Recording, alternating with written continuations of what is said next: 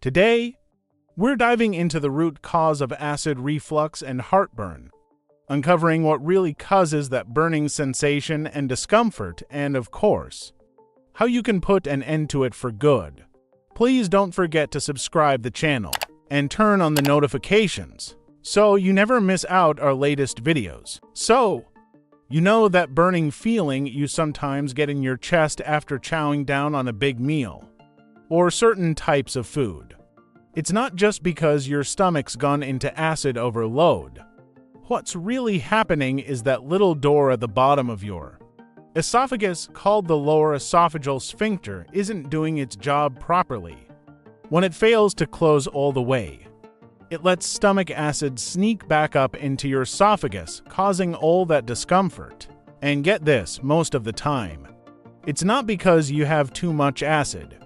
It's actually the opposite. It's because your stomach acid levels are too low, a condition known as hypochlorhydria. Your body needs the right amount of stomach acid to tell that esophagus to shut tight. But as you get older, skimp on nutrition, or let stress take over, your stomach acid levels can take a nosedive. Research even shows that around 30% to 40% of people over 60 have next to no acid because of something called atrophic gastritis, which is basically chronic inflammation of the stomach lining. If you've got hypochlorhydria, meaning your stomach's not producing enough acid and you don't do anything about it, you might find yourself dealing with more than just occasional heartburn. If that burning sensation becomes a regular thing, happening more than twice a week, it could be a sign that you're headed towards something called gastroesophageal reflux disease. And let me tell you, it isn't something you want to mess around with. It's a serious problem. We're talking about potential complications like scarring, ulcers, and even the cancer of the esophagus. Gastroesophageal reflux disease is actually pretty common. Researchers think that about 20% of people in the United States have it. If you're dealing with frequent heartburn or acid reflux, it's definitely worth paying attention to and talking to your doctor about, because catching it early and getting it under control can make a world of difference in preventing those more serious complications down the road. Besides the typical heartburn, acid reflux and gastroesophageal reflux disease can also bring along a range of other unpleasant symptoms, such as regurgitated acid taste, swallowing difficulties, sore throat, dry cough, hiccups, bloating, dark stools, nausea, vomiting, cramping, and discomfort when lying down. If you've been dealing with heartburn or gastroesophageal reflux, chances are you've been handed a prescription for antacids or acid blockers at some point. Sure, these meds can help ease the discomfort, but they're not really fixing the root cause. They're just masking the symptoms. And what's worse, some people end up stuck on these meds for life. We're talking potential side effects like osteoporosis, bacterial infections, and damage to your kidneys and liver. So, while they might provide some relief in the short term, relying on them long term could lead to a whole new set of problems down the road.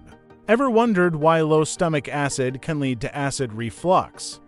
When you chow down on some grub, your stomach kicks into gear, releasing this super strong acid called hydrochloric acid.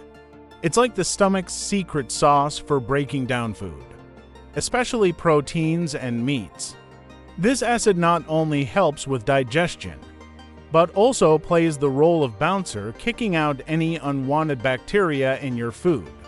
Also, it produces enzymes that are crucial for breaking down what you eat, like pepsin. If your stomach acid levels are too low, the food you chow down on doesn't get properly broken down into that soupy mix called chyme. And when that happens, it creates the perfect breeding ground for bacteria to party in your stomach. These little critters feast on the undigested carbs, causing a ruckus and building up pressure in your gut. So, what does your body do when there's too much pressure but not enough acidity? It opens up the lower esophageal sphincter, that's what. When that pressure gets released into your esophagus, it spells trouble. Cue the heartburn and acid reflux. Even if you've got just a bit of stomach acid making its way up, it's enough to cause a whole lot of discomfort. Your esophagus wasn't designed to handle such substances. After all, when this becomes a regular thing, your lower esophageal sphincter weakens and starts springing leaks, making the whole situation even worse.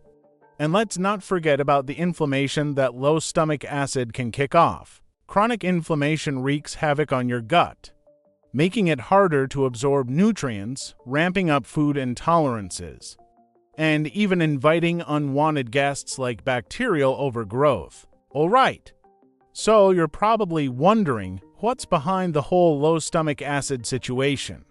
Well, there's a bunch of stuff that can throw your stomach acid levels out of whack. First off, there's the aging process. It also means your stomach might not be as acid happy as it used to be. Then there's diet. Scarfing down junk food instead of nourishing grub can definitely mess with your stomach's mojo. Lastly, stress. Chronic stress can turn your stomach into a sour mess. Quite literally. Certain meds like antacids and those fancy proton pump inhibitors can also put a damper on your stomach acid production.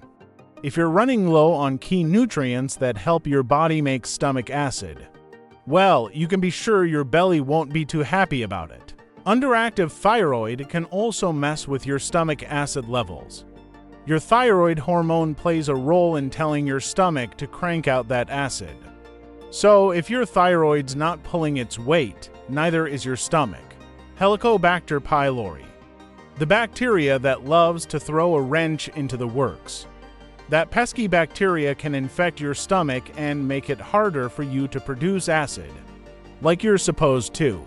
And as if that wasn't bad enough, it can also interfere with your body's ability to absorb vital stuff like iron and vitamin B12. Paving the way for even more gut issues like bacterial overgrowth. When it comes to low stomach acid, there's a whole laundry list of culprits to watch out for. Combating acid reflux and heartburn.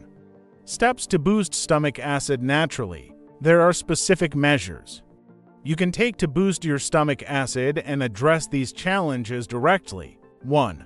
Try incorporating betaine hydrochloride into your routine. Betaine is a natural compound found in stuff like grains and beets. Betaine hydrochloride is like the acidic version of betaine, working just like hydrochloric acid in your gut. But before you dive into hydrochloride, give apple cider vinegar a shot. Take 2 tablespoons of apple cider vinegar to see if your stomach can handle it.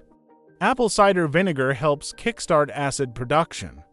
If it makes you feel burn inside, your stomach might not be quite ready for hydrochloride. Instead, try a tablespoon of apple cider vinegar with each meal for about a month or so. Mix it with water if it's too intense. If you're not feeling any discomfort from the apple cider vinegar, it's game on for betaine hydrochloride. Pop 1 to 2 capsules with your meals, especially when you're chowing down on protein-heavy foods. It should help ease bloating and any post-meal discomfort. You might need to tweak your dosage until you find that sweet spot, where there's no burning or icky feelings. Then, gradually lower your dosage as your stomach adjusts. 2. You're getting a good dose of potassium, sodium, and zinc in your meals. Your body needs these nutrients to churn out stomach acid effectively. 3. It's important to keep your stress levels in check too. When you're stressed out, your stomach muscles can tense up, which isn't great for dealing with acid reflux and gastroesophageal reflux disease.